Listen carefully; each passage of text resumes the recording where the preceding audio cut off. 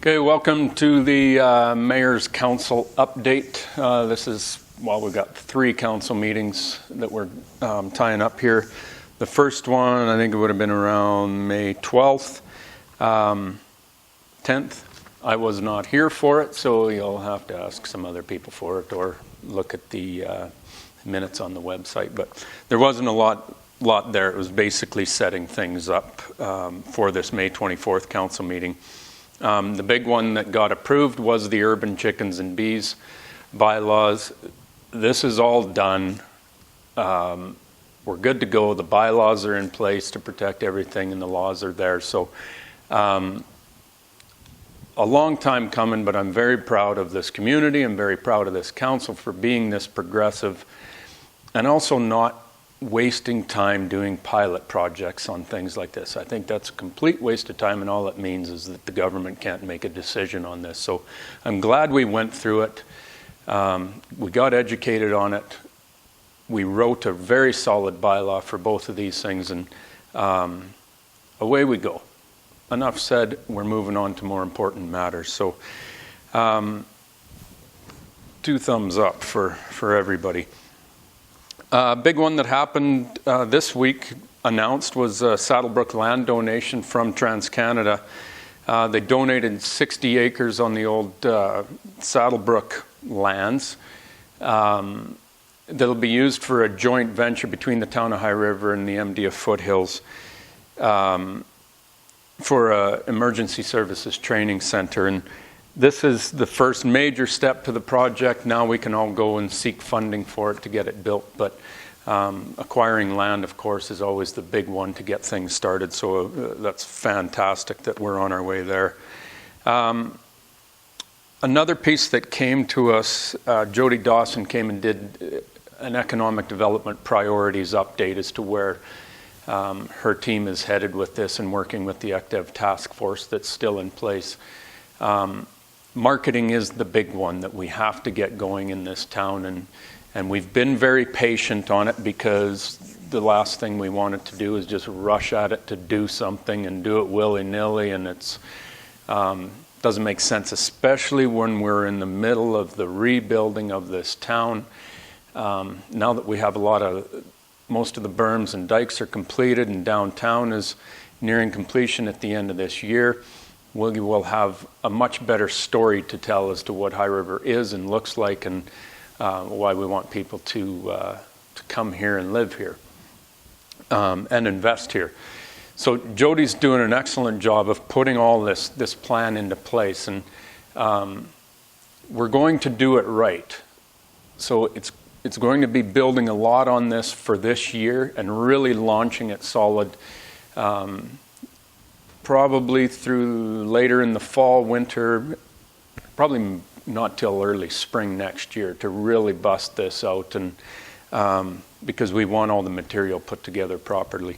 So we've got funding in place to hire a proper marketing firm that will be doing this, and Jody's doing an excellent job of that.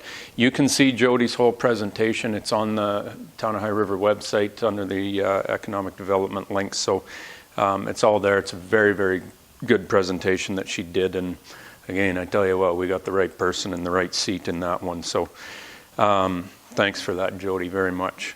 Waste and wastewater rate review, housekeeping items. The last review was in 2010, but this is a review that we approved funding to get a consultant hired to guide us through where we need to be. High River is very, very low on both of these rates, water and wastewater. It's gotten us into trouble. That's just all there is to it. We're not there yet with where these rates need to be compared to other communities, and this is a big revenue generator for the town, and it does affect the taxes and everything else as to what those levies look like. So we just want to make sure that we've got an outside set of eyes to look at everything. Yes, we have a ton of data already in with the town of High River that'll make the job easier for everybody, but it's always important that you're not just looking at it internally with your own eyes. We've got to have a global look at this thing to make sure it's done properly. So we're on our way there. So Last one, vital signs survey. This is a presentation that the Our High River group did for us in conjunction with FCSS, and it's just a simple quality of life survey for the residents of High River, and to tell us what you like and what you don't like, what's important and what's not important to you. And you can take the survey. It's online, highriver.ca on our website. You can find that link, and takes you about 7 minutes to go through it and do the survey. It's extremely important. This is a lot of stuff that not just the Our High River group will use as to where they're headed with their programs, but for council to have a look at it and our administration to have a look at it to make sure that we're guiding things and we're on the right path with the future growth of this town and the resources that are needed for it. So highriver.ca, take the survey, please. Okay, so here's the update from last Monday's June 13th council meeting. We had two delegations that came to us right away. Were one from Mrs. Bronner's grade 6 social studies class from Senator Riley School. This is something that they've been working on to bring a proposal to us about a skate park, and they had been working on it, and then they asked me to come a couple of months ago and just sort of give them some advice as to where to take it from here. So they were on a great path, so gave them a few tips as to how to present it to council and how to make it easy for us to get on board with. So they did that, and they came and did a delegation to council on Monday, and I can't say enough about the fantastic job that these kids did. They had their presentation all nailed down. It was easy. Council had some questions for it, but it's a large indoor skate park. We have a skate park currently over by Highwood High School, and they've got a lot of concerns with that. Number one, it's outdoors, so an indoor facility in Canada obviously gives you 365 days of use compared to 95 days of use. They've also got concerns with how it's not policed very well over there, with some older individuals coming along and drinking alcohol and doing drugs and stuff over there. So we're working with the RCMP to maybe keep a little closer eye on what's going on out there, because the younger kids do not want it. It's fantastic listening to them. They want nothing to do with being around that environment. So I am 100% on board with somehow getting this done. It's a project they've estimated at probably $2.5 million with the land acquisition and the building of the actual structure. But we've done a lot in the last few years here since the flood, especially in rebuilding High River, but they're very adult-oriented things, and extremely important for the future of High River, no doubt. But if there's one thing that's lacking, it's a lot of facilities for the youth of this town. And with our growth and wanting a great place to live, work, play, and invest in this town, we've really got to step it up and get on board with some of these things. And I love an indoor skate park. There's so many things. You know, we're doing our master recreation plan right now with what a new swimming pool would look like, and ice surfaces and all these kinds of things. And these are big ticket dollar items, and it's not easy, but it all starts with a group of kids coming and asking for it. That's where this stuff starts, is with the community. So I'm beyond proud of the way these kids did this, and they did it the right way. It wasn't just an email to the mayor that I get lots of time going, hey, build us X, and then you never hear from them again. If you're going to do this stuff, and if you want this stuff to exist in your community, you got to put your hand up, and you got to step up, and you got to do some research, and you got to make it happen. These kids did it. Bang on job. Absolutely fantastic. We've sent it to administration now to start looking at land pieces and what can work and what can't work, and how funding mechanisms would work. So thank you guys very, very much. There's so many things that we got to do for the youth of this community, and it's just awesome to see them leading it themselves and taking it on. So The next delegation was Ryan Woodward, who went to the Cuba Goodwill Baseball Tour, representing Canada with Team Canada. But he came back just to say thank you for the little donation that we gave him to make that trip possible. And just a fantastic young man that's got a lot of good things coming in his future for sure. But it was nice to see him come back and just say thank you and tell us about his trip and everything, and he just did an excellent job. So thanks very much, Ryan, and good luck. I know you said you were too old to do this again, but I'm sure there's a lot of other things that are coming your way, so congratulations. Into the actual council meeting, the first one that we dealt with was just first reading and scheduled a public hearing for a land use redesignation on a secondary suite up at Sunrise Close, R1 to R1A. Something that everybody must pay attention to in this community, and I've said it on my Facebook page, and I'm going to be pounding the table because at the end of the day, we are doing a massive rewrite on our whole town-wide land use bylaw. It's a massive review, and there's going to be some significant changes in it. One that I really want to see happen is dealing with these secondary suites issues. You've heard me talk about it before, and when I look at these secondary suites coming to council, you know, doing all these motions and public hearings on them, in my mind, it's absolutely the biggest waste of our time in any municipality to be doing this. Because here's the reality. The suites are getting built regardless. Whether we approve them or not, they're happening. And you can call them illegal suites all you want, but we have no legal mechanisms of actually going in and dealing with these unless there is an actual known safety issue and it's not up to code and we need to get the fire department and everything else to really deal with it. We end up taking that, going to court with it, and it's beyond ridiculous what's going on with these secondary suites. I see it in every other community going on. It's an absolute waste of time. In the land use bylaw review, one of the big ones that everybody's got to take note of is cleaning this little piece up. And that would allow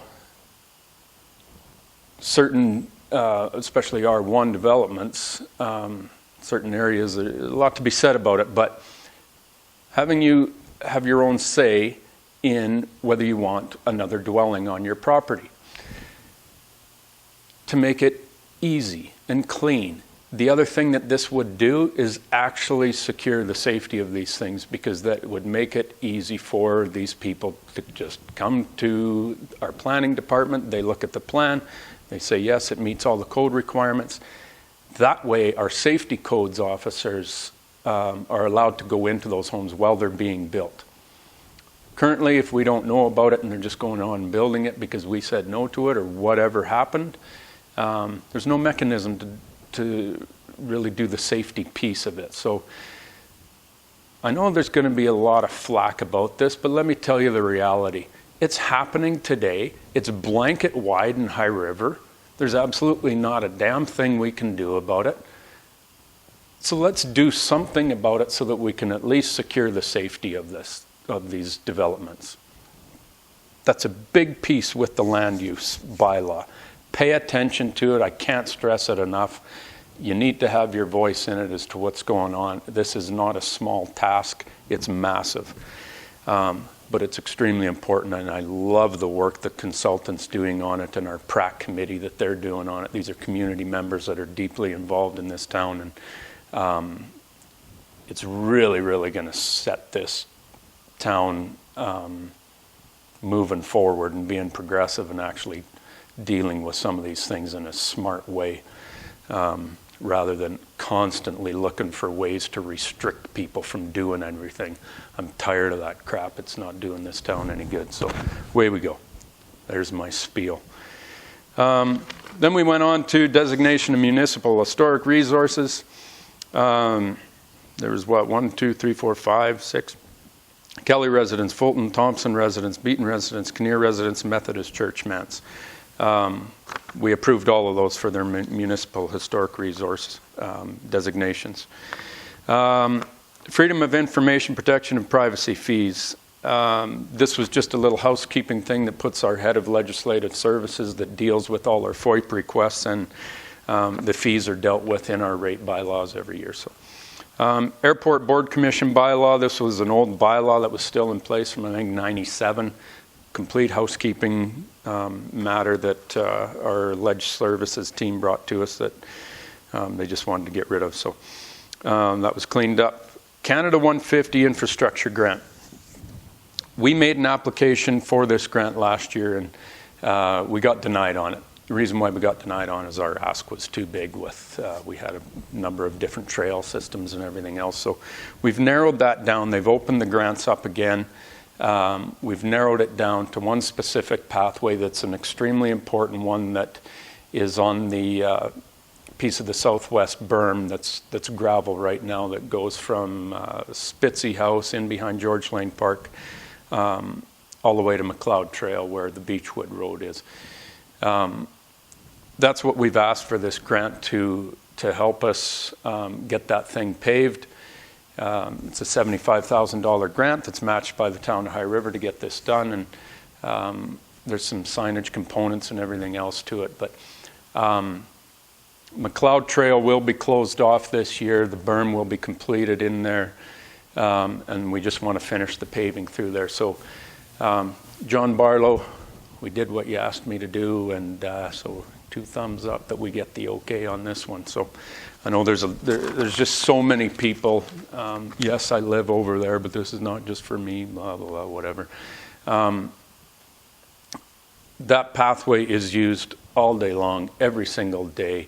It would be fantastic to have it paved and a little easier access for everybody. So, OnIt Regional Transit Pilot Service Agreement. This is something that starts in September. We've talked about it 1,800 times, and this is a fantastic pilot project.